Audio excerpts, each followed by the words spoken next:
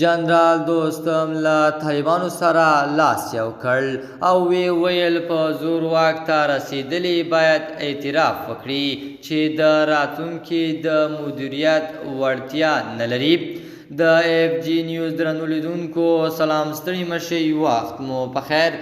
پام راګرځوم د دې ساعت تازه او مهم خبر ته او په سر کې یادونه کوم ملګرو که مو چینل نه وي سبسکرایب کړی د تازه او مهمو خبرونو لپاره در سره اف جی نیوز چینل په درنښت سره سبسکرایب کړئ.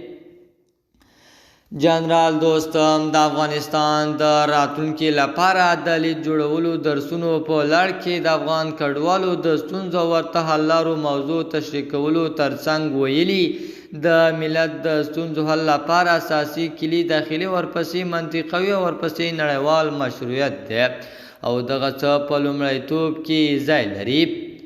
جنرال دوستم زیاتوي هغوی چې په زور حاکم شوي دي باید نن اعتراف وکړي چې د افغانانو د راتلونکي د مدیریت وړتیا لري. ښاغلی دوستم د پوښتنې په توګه مطرح کوي روان وضعیت ښیي چې یو بنسټیز تغییر او نوې ارزونې ته اړتیا ده تر څو د ملت غږ واورېدل شي. ملت باید خپله لاره په خپله انتخاب کړي او په واضح ډول ویره، ډار او ناهیلي باید خپل ځای هیلي، باور او په راتلونکي اعتبار ته پرېږدي. د اف جی نیوز درنو لیدونکو دا زمونږ د دې ساعت چمتو شوی خبر.